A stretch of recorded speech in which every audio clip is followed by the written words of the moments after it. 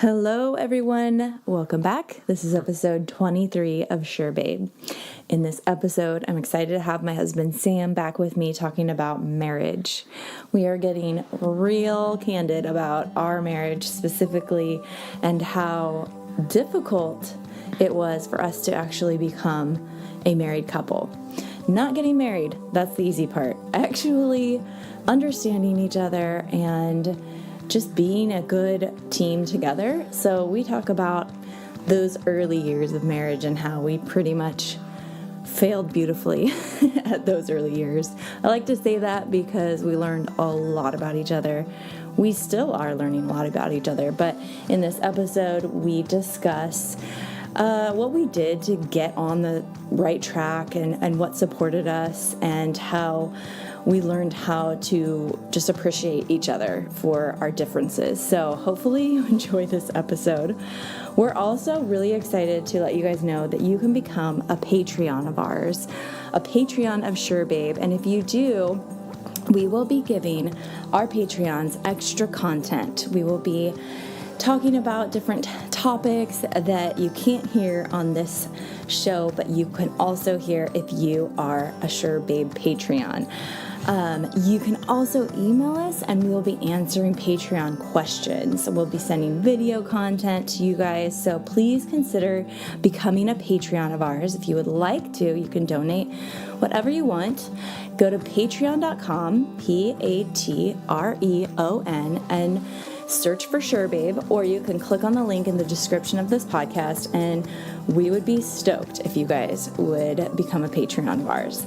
Also, wanted to let you know you can still become a student of the Find Your Voice, a mindful approach to making your passions profitable e-course. It is still up, and we already are just floored at the response we're getting from people saying that it is life-changing, helping them find a clear direction for their path, and that is exactly why we created it. So we are really excited to let you guys know about that. So without further ado, we'll get into the podcast.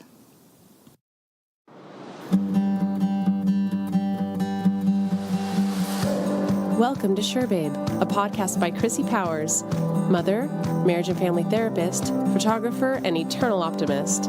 Sure Babe is all about relationships, motherhood, career, and finding the life you want to live.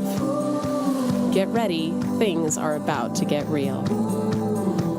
Hello, Sure Babe listeners. Welcome back. We have Sam Powers in the house again. Hello. And we are going to be talking about marriage today. Specifically, marriage. The grass is greener where you water it. I've heard that term a couple times in therapy, just in working with clients, and I don't know, it's like a buzz term when you're working with people that are, struggling in their marriage. Thank you. I'm so glad I have you. You're welcome. I've also heard that term. I think I read it in a greeting card at Walmart. I might have bought that for you, but I am not sure. So, yeah. On an anniversary card? No, I think it was. It's like, maybe it was an anniversary card. So, just FYI, we record this after our kids go to bed, and so we're both tired, thoroughly zonked, but this is the most quality time we get to spend together. So this is probably the most we get to actually talk uninterrupted to each other. I like doing this. So we're going to talk about marriage, and we'll take you back to just how we met and how we got married in the early years of our marriage, because they're, pretty far from what people would think, I think, our marriage was like. Sure. I just know that on social media and all this, from the outside, everybody's like, oh, wow, you guys have the perfect marriage. You guys are so great together. You're just so happy. And I'm just like, oh, wow, if they only knew what we've been through. Well, I think so. We've been married. It'll be 9 years come February. Yeah.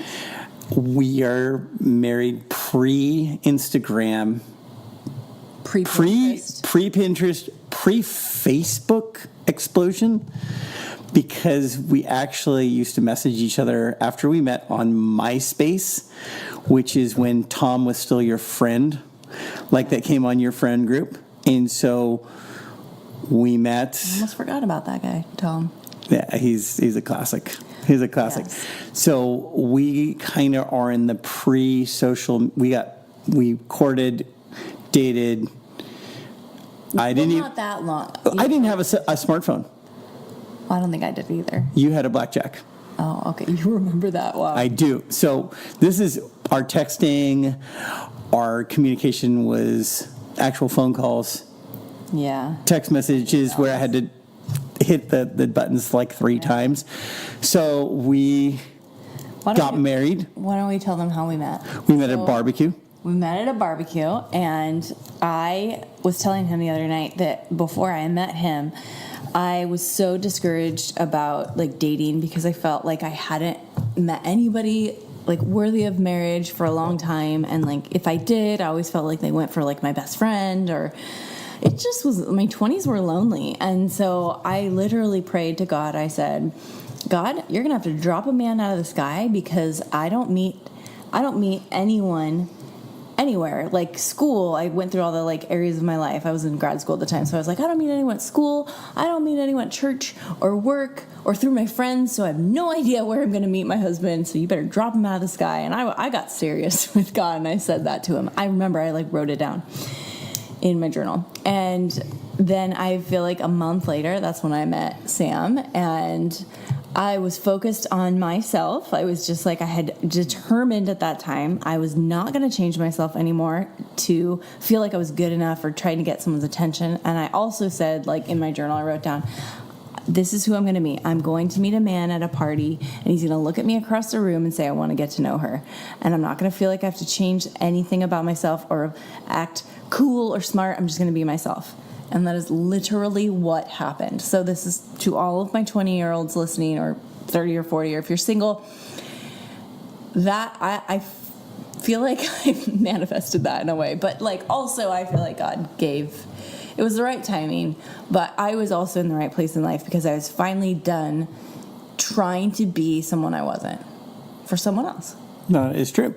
I think that probably took a lot of pressure off of you when you can pull yourself out of like what you think you need to have to live your best life. Yeah. So at the time that I met Sam, I was like just going to the gym for myself, not anymore like trying to like burn calories to look better. I was like at this, so I go to this party, I'm wearing this red dress, and my left shin is just tore up because I went on this bike ride with my dad, and I like ate it, and just my whole shin was just torn apart from this fall that I had on my bike. But you know, I wasn't gonna hide it, so it was the summer, and I was wearing this red dress and went to this party, this barbecue that our mutual friend has every year, but Sam had never been to it before. I had known about him through mutual friends, and like he was always this elusive creature that always just kind of worked and like did his own thing, and like I just felt, don't roll your eyes. You were like a workaholic in your 20s and 30s. No, I just had different priorities. Yeah, meeting a girl, not one of them. I had no problems with that. Oh, really? Yes. Well, anyways, I went to this party. Sam was there. I knew he was going to be there because my best friend at the time had a huge crush on him. What? I can tell the story. She had a huge crush on you. And so I knew you were going to be there, but I knew you were like off limits. And first thing I saw you sitting on the ice chest in your white V-neck t-shirt, and I was like, oh, he's cute. But then I immediately didn't even think to like talk to you because I knew girl code, you were off limits. But what happened? What did you do at that party? Not much. I probably had a couple beers. And and then I found her on MySpace, and I messaged her, and messaged you. Yes. And found me on MySpace the next week. Yeah, I think it was that. And then I stayed in contact. We exchanged phone numbers. I think I called you, We went, Well, hung okay, out. You can't brush over that because girls that are listening are like, "What the heck would she do to her friend?" She just like, No. There's when there comes with dudes, there's no code. I know with dudes. That's let with me dudes. It preface says no this. code. Our mutual friend that knew Sam, they never had anything romantic at all, and and my friend at the time had known that there was nothing that was going to happen between them, and so after he messaged me, I got the message on MySpace, and I was like immediately like floored that he would message me because I knew what kind of guy he was. I knew he was like a real serious type guy that just didn't date around. So when I got that message, I was like, oh my gosh, like, whoa, he noticed me, and that felt really good. And I didn't want to get my hopes up thinking that you liked me, but I also knew your character, and I knew that was like not something you would normally do. Having been like on the receiving end of my best friend talking about you for so long. Okay. You can just keep going because this stuff I love doesn't. telling this. I know you do. Okay. But, like you can just. So then, She's almost blushing telling the story.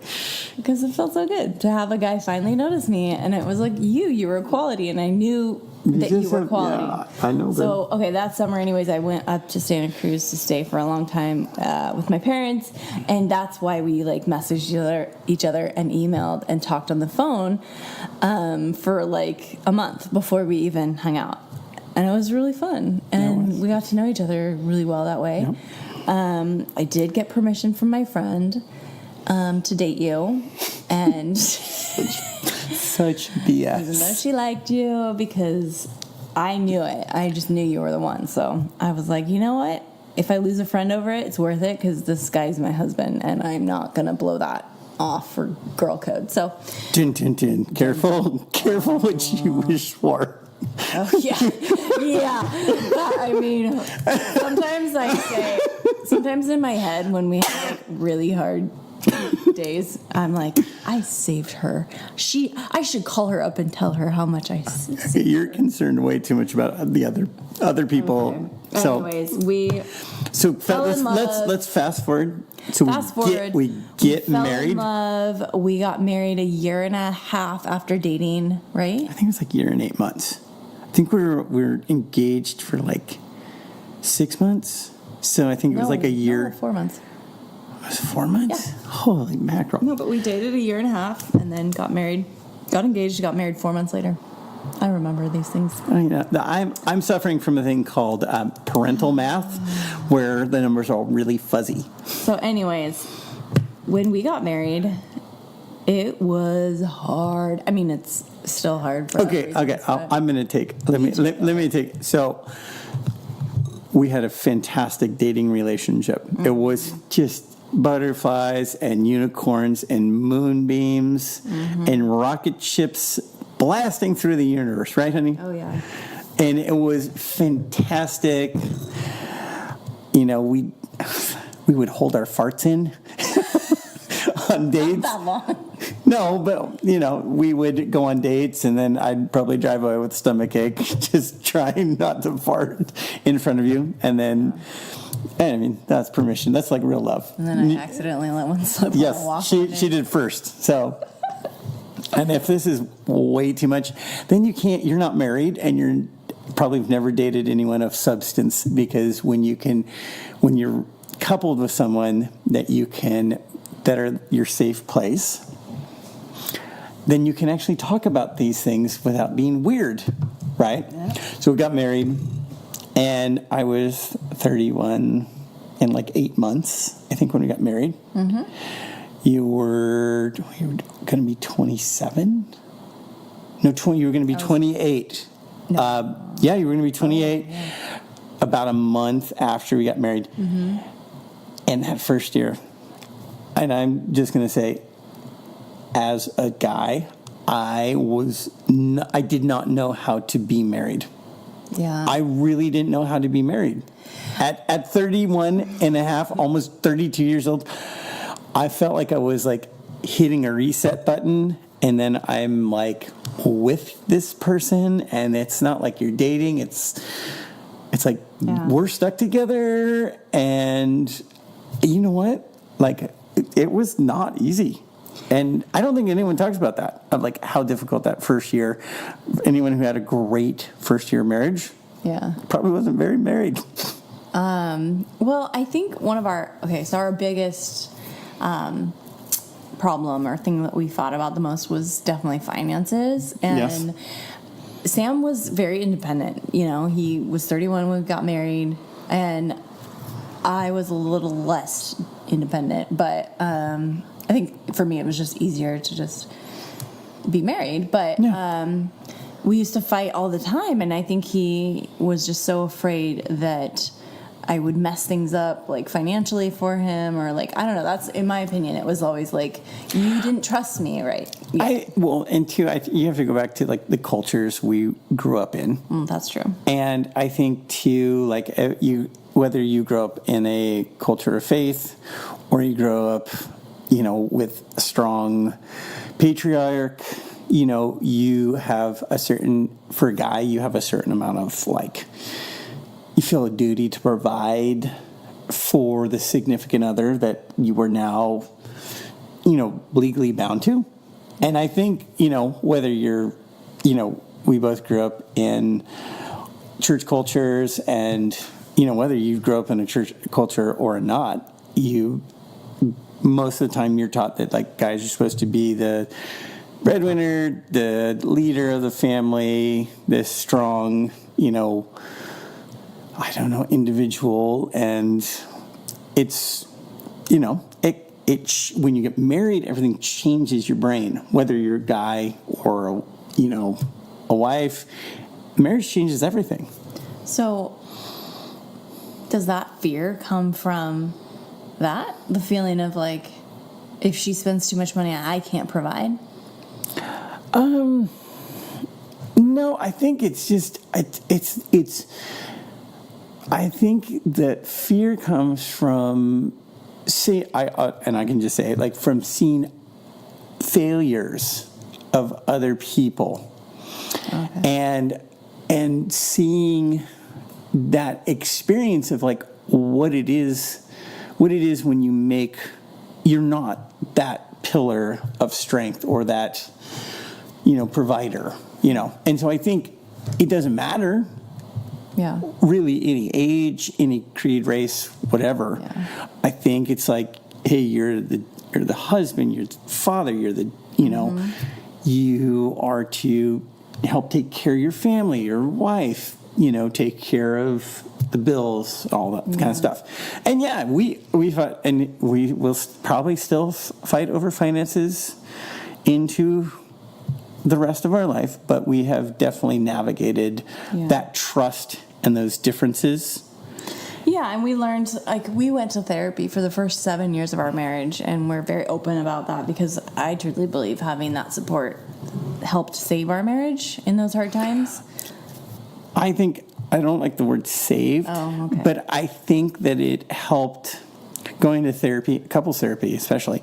I think it helped facilitate the differences, right, or the conversations we needed to have, in our cultures, because I think you even talked about how when you get married, you are adopting this other person's culture. Yeah. So whatever culture they grew up in, and whatever culture you grew up in, all of a sudden you're like making two cultures try to get along with each other, and that's really hard because, as we all know, cultural battles have happened for years, and I think we definitely had a battle of cultures for many years. Which is really funny because in our premarital class, I took this like standardized test that's supposed to like give you results and tell you how like good you are together as a couple, and we came out as a vitalized couple. I remember, and I'm doing like air quotes right now because I remember it was like, yes, we are vitalized, meaning we were like perfect for each other. We like fit together. And so I was like, going into our marriage, I was like, I found the one. He was perfectly made for me. And then we got married, and I'm like, oh my gosh, like, who is this guy? I don't even know him. And it's true. He grew up in a different culture than I did, and we see things differently. We see finances differently. I grew up having lots of opportunities and not really worrying about, finances. And Sam did. He grew up from a young age watching his mom and dad kind of struggle on and off and not knowing, if it was going to be a time of feast or famine. And I learned as a wife, I had to honor that and be respectful of that because it's real to him and it's part of who he is. Even though right now we're not in that. And we often say that we're not raising our kids, and our family isn't my family and it's not his family. We're different. We're blending. We're trying to blend the two. And I think too, it's like for anyone, I grew up very, I would say blue collar, working class. I mean, I even still, that would be on paper, that's what I would be considered in my occupation. And that's okay.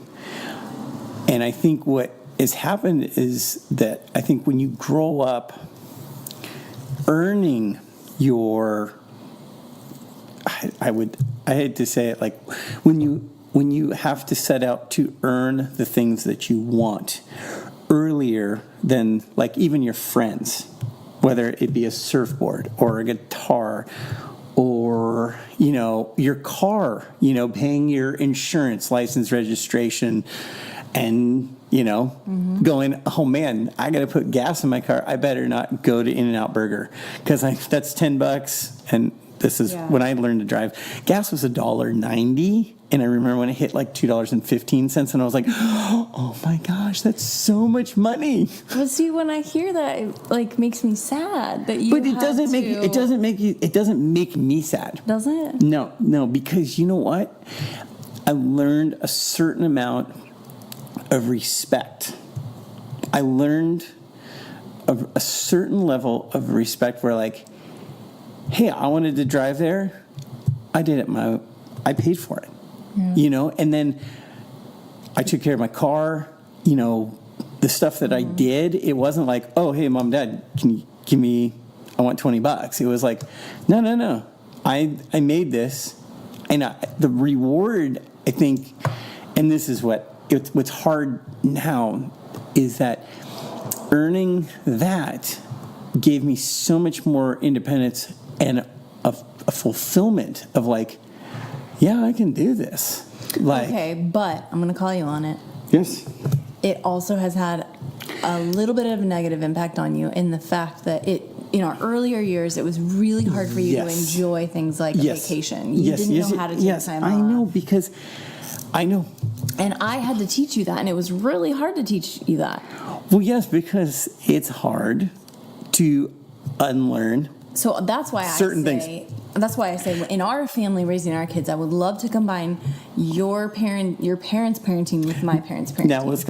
I just wanted to pop on real quick and say that this episode is made possible by Finding Your Voice, a mindful approach to making your passions profitable e-course. My first e-course you can enroll in now, and already students are saying that it has been changing their lives.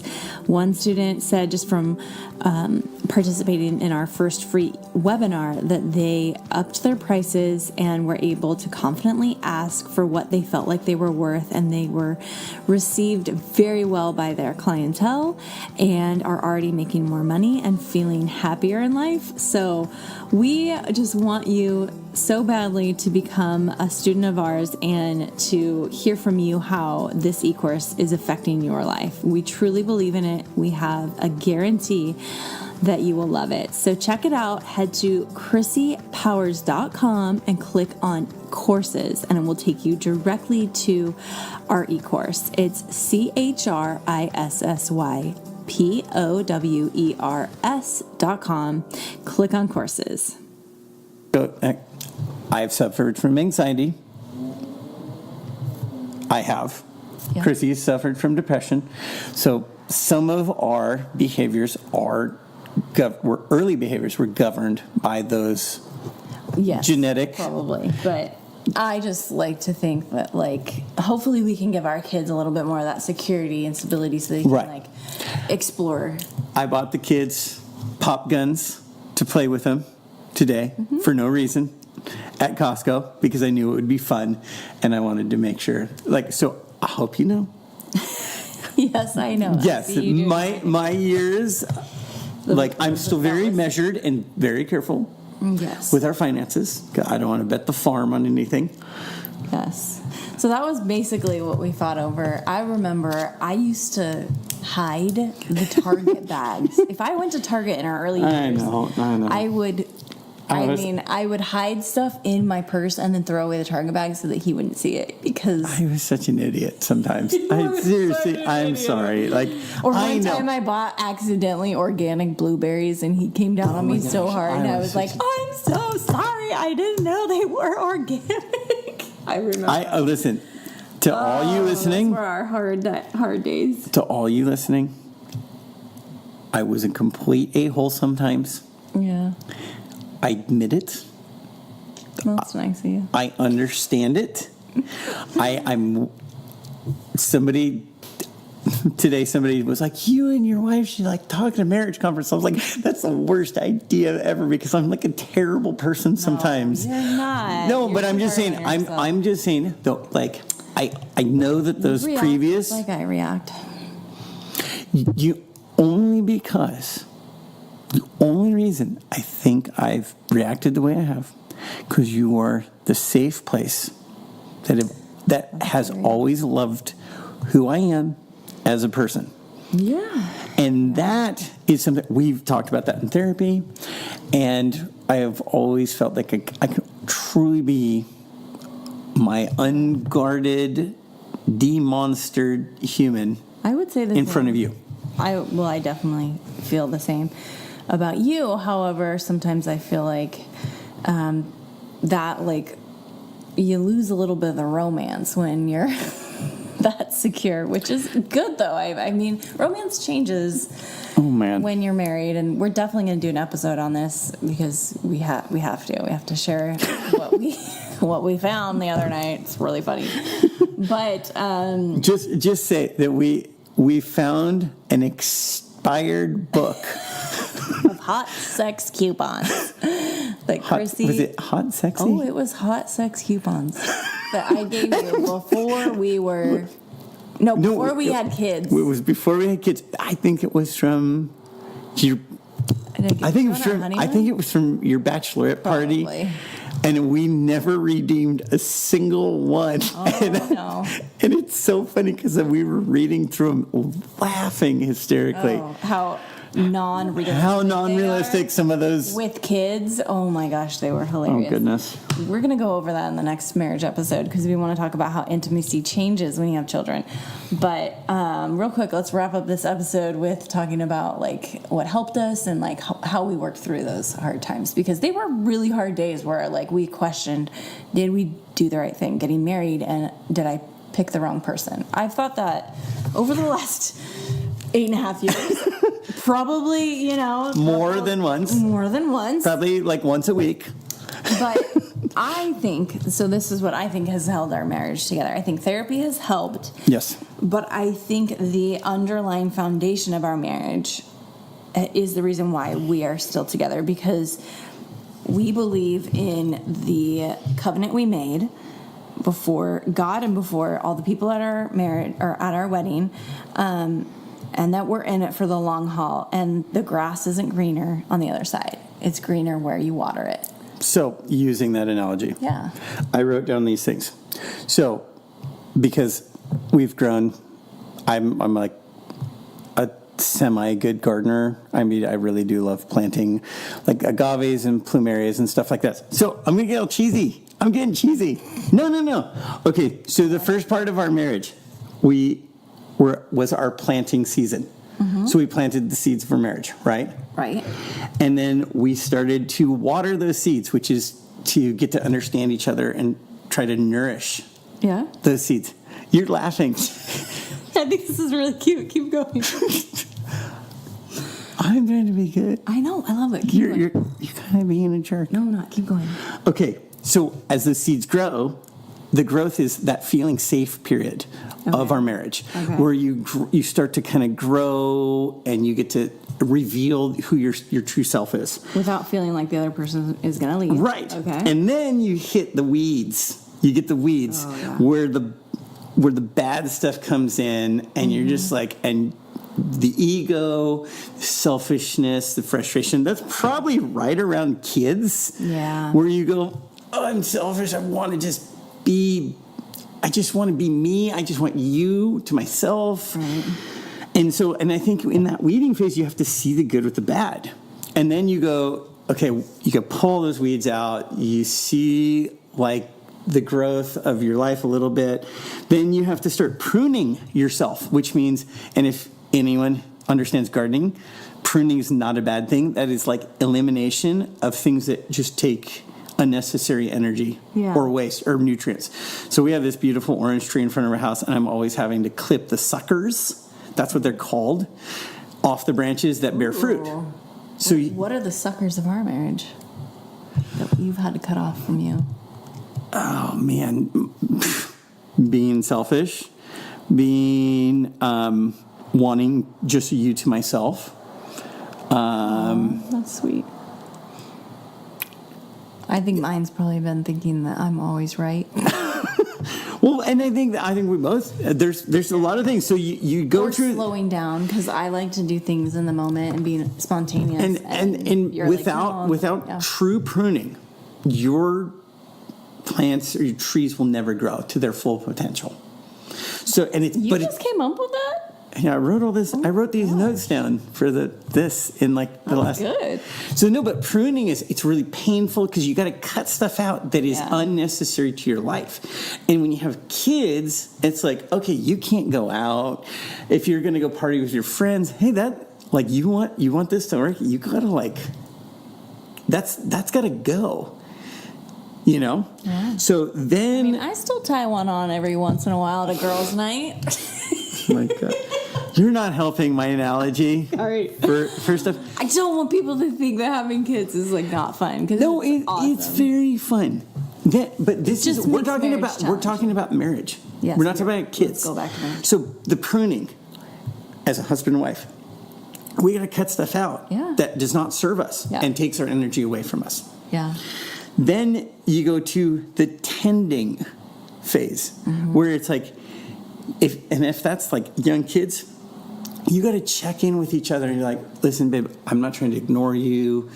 We're both tapped out. We're both not sleeping. We're tired, but are you doing okay? How do we like navigate this? This is hard, but if you're checking in, tending, that means like, hey, I'm doing laundry. Hey, you're vacuuming. Hey, I'm going to go to the grocery store.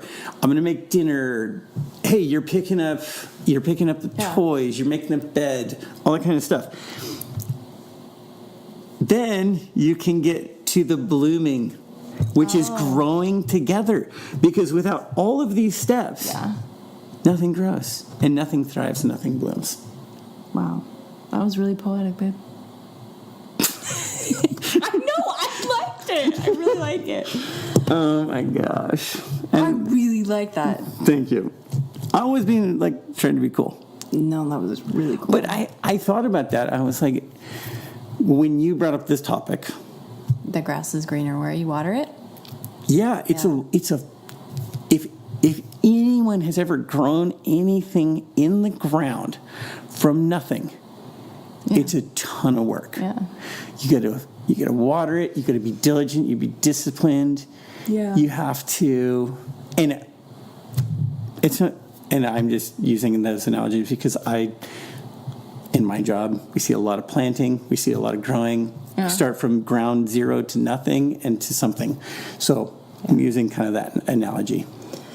So we just want to encourage you, if you're in a hard place in your marriage, to keep working at it and talking to each other and finding new ways to communicate that are better. I think that's what helped us in therapy, was like I'd heard one of our therapists say, like, communicating isn't the problem, it's how you communicate that's the problem. 100%. And we were not communicating well. We were yelling and fighting, and it's just, you're just seeing each other through your hurt and your pain instead of like seeing the other person's hurt and pain and then trying to work things out. So we try to do that more. But I can remember feeling like I've spent so much energy and time focusing on like why am I struggling with this? This isn't how my marriage should be, and this isn't what I signed up for. You know, Right. I've said that many times, and instead I finally got to the point where I was like, well, this is how it is, and this is who I married, and this is how it is. This is our story, and I can't just keep wishing it was different. I need to work on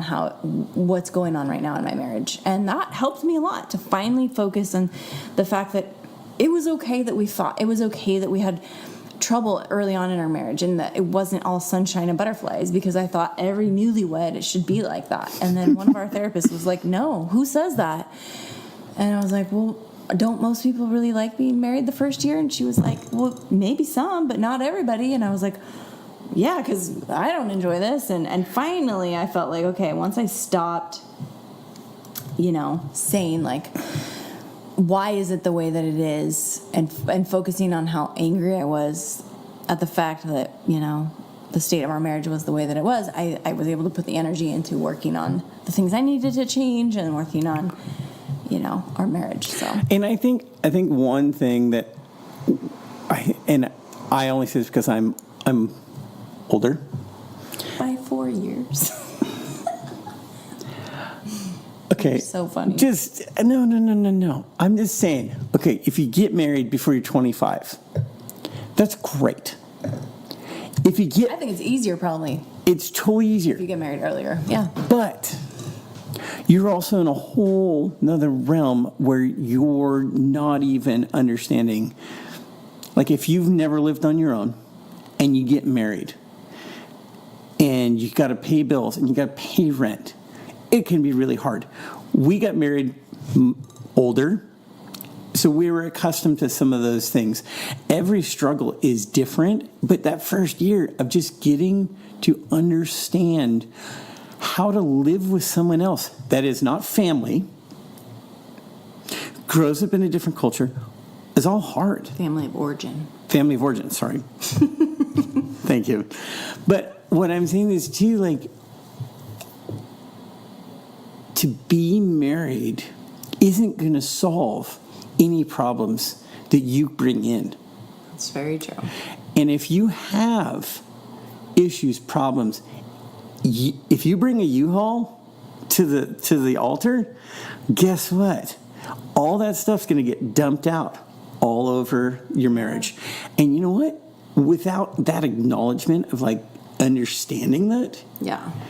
and having the force, like the ability to step back and go, okay, these are my issues that I'm bringing into this other person, and if I'm putting those things, if I relied on you to make me happy, Yeah. that work. being married is never going to solve it. Yeah. I mean, these are things. Even these are the conversations we even still have 9 years in. Yep. But you know what? Like, if you can go into marriage choosing love every day, and we're not talking like, hey, I love you. Oh my gosh, Yeah. it feels so great. Real love is waking up every day going, I'm going to choose this person to love, and I'm going to serve this person, and I'm also going to work on myself. Yeah. And that is what can cause you to stay married, be married through some of the most difficult seasons you can possibly live. Yep. Yeah, lately I've been even thinking about how real love for me feels like the fact that I don't ever question your fidelity. I don't ever question whether you're going to be there for me. And like if I'm my full self in front of you, I don't question that you're going to leave. Like I know That's you'll true. be there. And I feel like that's the safe haven that you have created in our marriage. And it for takes me. work. And it Even takes if we choice. get heated and angry and fight, which we have, please don't get us wrong. We have fought. We have like driven away from each other. Like literally, like I'm getting in the car to go drive because I can't stand to look at your face. Like we have fought bad fights. Even in the last, I don't know, a few Like months. 24 hours. No, kidding. we've been doing pretty good. But yeah, I think that it's just choosing the fact that I can be that angry and I can ask for space Yeah. or tell you when you're being an a-hole and you can take it. And I think when you get further into being married, and this is what I don't think we learned early on, was giving each other space to actually feel Yeah. those emotions. Yeah. Because I think that if I knew that early on, Yeah. I think those first couple of years would have been less rough. Yeah. But no one teaches that. No, you just have to live it. And no matter how great your parents' example was for you guys, you don't know till you live it. Yeah. I mean, we both had really good examples. We still parents are have still great, married, yeah. both of us, which is a rarity. But you know what? No one ever said, "Hey, you know what? When your wife's really ticked, give her like an hour to go cool off, and like just don't talk to her for like just give her the space she needs." Yeah. Hey, The grass is greener where you water it. amen. And if you guys have questions, you can email Chrissy on the SureBabe podcast or her Instagram or from her blog. Yeah, we'll put the links in the description of this podcast if you guys want to ask us questions or give us topics. And we're for very relationships. transparent, and because it's better to help people with our truth than not. Yeah. Yes, amen to that. Thank you guys so much for listening. Thanks, babe, for being here. You're welcome. Being Love you. open and honest. Love you too. Help if we can help other people With our with our dysfunctions, Dysfunction. our fantastic functional dysfunctions. maybe that's what Amen. it's for. All right, thanks guys for being here. Bye. All right, thank you guys so much for listening. Sam and I have so much fun talking about relationships and parenting and pretty much anything. So send us the topics that you want us to speak about and we will get on that. You can email me at chrissypowers27@gmail.com. And if you are a Patreon of ours, email us your specific questions and either I or me and Sam together will send you a video back answering your questions because we really want to take care of our Patreon. So if you are a Patreon of ours, you will be taken care of. Remember, you can click on the link in the description of this podcast to become a Patreon and also to find out more about my e-course, Find Your Voice. Thank you guys so much. Love you much.